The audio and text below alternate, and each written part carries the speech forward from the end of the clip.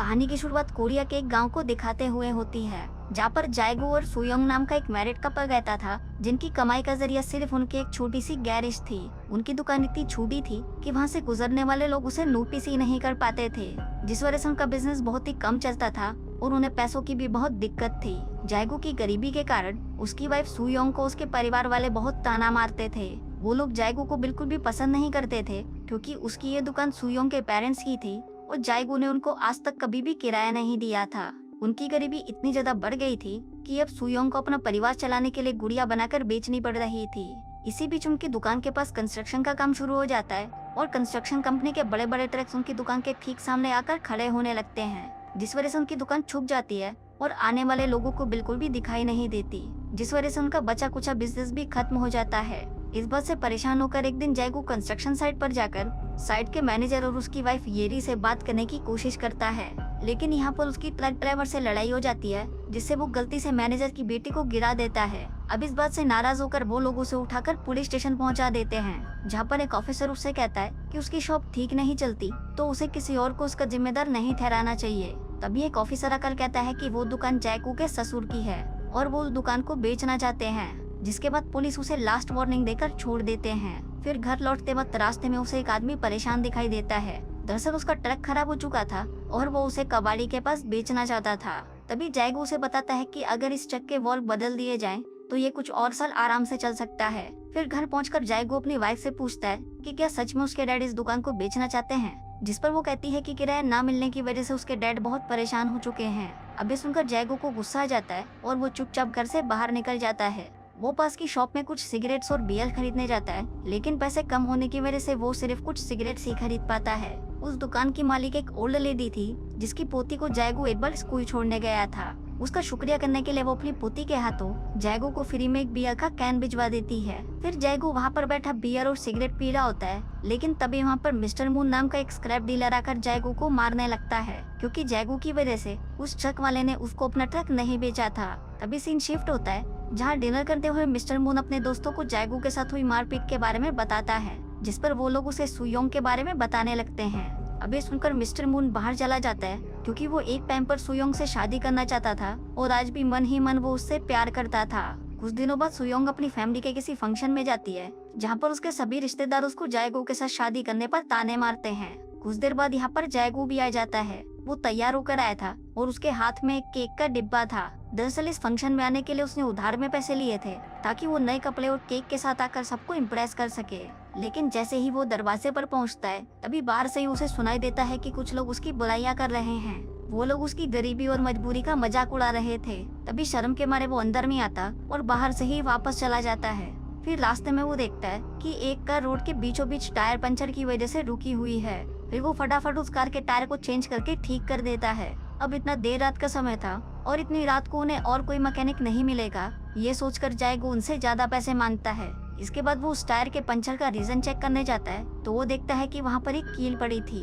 फिर उसी वक्त वहाँ पर सुयोंग अपने एक रिलेटिव की कार से उतरती है, जिसके बाद वो जाएगू को इग्नोर करके वहाँ से निकल जाते हैं। अब ये देखकर जाएगू को बहुत बुरा लगता है, जिसके बाद सुयोंग के साथ उसकी बहस हो जाती है। फिर सुयोंग को शांत करने के लिए जाएगू उसे वो पैसे दे देता है जो उसने उस कार को ठीक करके कमाए थे।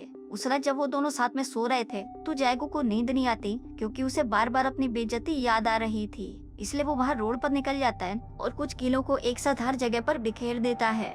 उसका ये प्लान काम कर जाता है और अगले दिन उसके पास एक कस्टमर टायर का पंचर लगवाने आता है, जिसके बाद जाएगू उस आदमी से पहले से भी ज्यादा पैसे मांगता है। फिर कई घंटे बीत जाने के बाद जब कोई ग्राहक नहीं आता, तो जाएगू को चिंता होने लगती है और वो वापस से रोड पर कीले चेक करने जाता है, जहाँ उसे पता चलता है कि जब उस रास्ते से बड़े बड़े ट्रक निकलते हैं तो उनके टायर से टकराकर वो कीले खिसक जाती हैं और ट्रक के भारी टायर्स पर उन कीलों का कोई असर नहीं होता। पर इसके बावजूद भी जाएगू हार नहीं मानता। वो देर रात तक बैठकर पहले से भी ज्यादा नुकीली कीले बनाता है और दोबारा से रोड पर फैला देता है। लेकिन इस बार ये काम करते हुए उसे सुयोंग देख लेती है और ये सब देखकर रोने लगती है, क्योंकि उसे लगता है कि ऐसा करने से किसी का एक्सीडेंट भी हो सकता है और पुलिस को पता चलने पर उन्हें अरेस्ट भी किया जा सकता है। लेकिन जाएगू उसे समझाता है कि यहाँ पर सभी लोग रिश्वतखोर हैं, इसलिए उन्हें डरने की कोई जरूरत नहीं है और यहाँ पर आने वाले सभी लोग अमीर टूरिस्ट होते हैं, इसलिए उन्हें धोखा देना कोई गलत काम नहीं। जिस पर सुयोंग मान जाती है। अब ऐसे ही कुछ दिन बीत जाते हैं और ये सब करके जाएगू अच्छा पैसा कमाने लगता है। फिर एक दिन जायगू के पास कंस्ट्रक्शन साइट की मैनेजर की वाइफ अपनी कार का पंचर लगवाने आती है। वो जायगू पंचर लगा देता है। इसी बीच सुयोंग कस्टमर को खुश करने के लिए उसके पास बैठकर चाय पूछने लगती है। ईरी को उसकी यह हालत देखकर उस पर तरस आने लगता है और उससे वो एक गुड़िया की कीमत पूछती है, जिसके बाद वो उसे उसके 2 गुने पैसे देती है। लेकिन सुयोंग को लगता है कि उसे वो पैसे भीख में मिल रहे हैं, इसलिए वो जायगू को उसकी कार का टायर ठीक करने के बदले उससे पैसे लेने से मना कर देती है।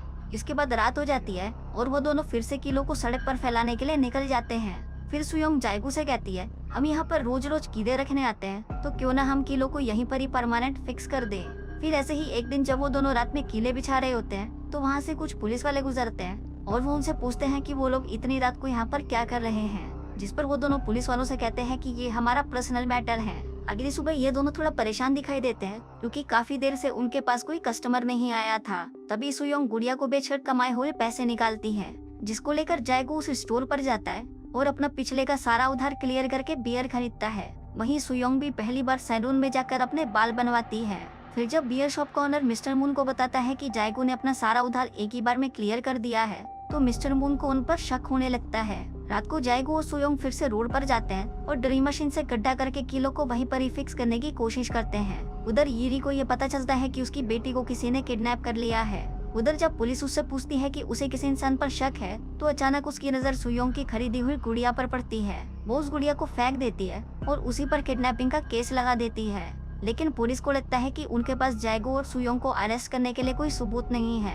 इसी बीच पुलिस वाला उसको कहता है कि उसने उन दोनों को देर रात तक सड़क पर अजीब हरकतें करते देखा था। फिर अगले कुछ घंटों में पुलिस जायगू को शक के बिना पर अरेस्ट कर लेती है, जहाँ पर सुयोंग उन्हें रोते हुए कहती है कि हमने कोई किडनैपिंग नहीं की। इसके बाद जायगू से पुलिस स्टेशन पर पूछताछ की जाती है और दूसरी तरफ कुछ पुलिस वाले उसकी दुकान पर तलाशी लेने जाते हैं। वहीं सुयोंग के डैड को दुकान का मालिक होने पर बुलाया जाता है, लेकिन वो अपनी बेटी और दामाद को सपोर्ट करने की बजाय अपनी बेटी की ही इंसल्ट करता है कि उसने जायगू जैसे आदमी को चुनकर अपनी जिंदगी खराब कर ली है। अब काफी जांच पड़ताल के बावजूद भी पुलिस को उनके खिलाफ कोई भी सबूत नहीं मिलता, इसलिए वो जल्दी ही जायगू को छोड़ देते हैं। जिसके बाद एक पुलिस ऑफिसर उनसे माफी मांगते हुए उन्हें घर भी छोड़ने जाता है। अगले दिन जायगू फिर से अपना औजार तैयार करता है क्योंकि उसके यहाँ पर ना होने की वजह से उनका काफी नुकसान हुआ था। फिर उसे परेशान देखकर सुयोंग कहती है कि चिंता की कोई बात नहीं है, जल्दी ही सब कुछ ठीक हो जाएगा। वहीं दूसरी तरफ मिस्टर मून पुलिस वालों के साथ बैठा हुआ बात करता है कि जरूर जायगू कुछ छुपा रहा है, लेकिन पुलिस बिना सबूत के उसका कुछ नहीं कर सकती थी, इसलिए वो पुलिस को उनकी दुकान पर नजर रखने के लिए कहता है। फिर रात को सुयोंग रोड पर कीले ठोकने के लिए जाती है, लेकिन तभी मिस्टर मून उसे देख लेता है और फिर जैसे ही वो वहाँ से चली जाती है तो मिस्टर मून रोड पर आता है और वहाँ पर लगी कीलों को देखकर सब कुछ समझ जाता है। जिसके बाद वो सुयोंग और जायगू को ब्लैकमेल करने के बारे में सोचने लगता है। इसी बीच जायगू काफी पैसा कमा लेता है और जी खोलकर खर्च करता है। एक दिन एक बूढ़े कपल की गाड़ी सड़क पर लगी कील की वजह से पंचर हो जाती है और वो रिपेयर कराते हुए जायगू से डिस्काउंट मांगते हैं क्योंकि उन्हें जल्दी ही हॉस्पिटल में जाना था, लेकिन जायगू फिर भी उनसे एक्स्ट्रा पैसे मांगता है। इसके बाद सुयोंग ग्रोसरी स्टोर जाती है, जहाँ पर उसे मिस्टर मून मिलता है और उसे कहता है कि मुझे तुम्हारी कील वाली चाल के बारे में पता चल चुका है और अगर तुम चाहती हो कि मैं इस राज को राज ही रखूं, तो इसके बदले में तुम्हें अकेले में मुझसे मिलने आना होगा। फिर उस रात दोनों में से किसी को नींद नहीं आती। जायगू को ये महसूस हो रहा था कि उसने बूढ़े लोगों से ज्यादा पैसे देकर सही नहीं किया और वो दुखी हो जाता है। उधर सुयोंग इस बात को लेकर परेशान थी कि मिस्टर मून ने उसे अकेले में मिलने के लिए कहा था, जिसका मतलब था कि वो उसके साथ कुछ करने वाला है। अभी सोचते सोचते सुयोंग अपने हस्बैंड से पूछती है कि अगर किसी को भी हमारे इस घोटाले के बारे में पता चला तो हम क्या करेंगे, जिस पर वो कहते हैं कि हम उस इंसान के पुलिस स्टेशन तक पहुंचने से पहले ही ये काम करना हमेशा के लिए छोड़ देंगे। फिर अगले दिन बहुत सोच विचार के बाद सुयोंग मिस्टर मून से अकेले में मिलने जाती है और अपने घोटाले को लाज रखने के लिए उसे मिस्टर मून के साथ इंटीमेट होना पड़ता है।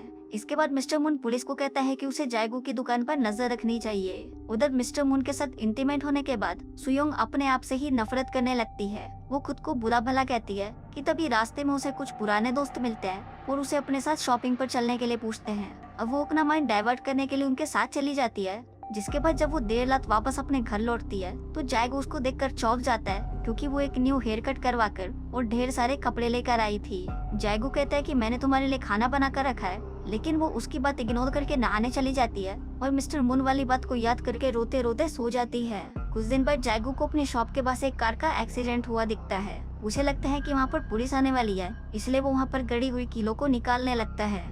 लेकिन तभी अचानक कार में से एक आदमी निकलता है और जैसे ही वो जायगू को देखता है वो वहाँ से भागने लगता है। उसके जाते ही जैगू कार को चेक करता है तो उसे पता चलता है कि वो आदमी किडनैपर था जिसने ईरी की बेटी को किडनैप किया था। अगले कुछ ही घंटों में वहाँ पर बहुत सारे रिपोर्टर्स आ जाते हैं और उसकी दुकान के पास जमा हो जाते हैं। सभी को लगता है कि जैगू ने ईरी की बेटी को बचाया है और सब उसे हीरो समझकर उसका इंटरव्यू लेने लगते हैं। और तो और उस गांव के गवर्नर भी उसे बधाई देते हैं। फिर जब सुयोंग के डैड को ये खबर मिलती है तो वो गवर्नर से पहचान बढ़ाने के लिए अपने दामाद से प्यार का झूठा नाटक करने लगते हैं।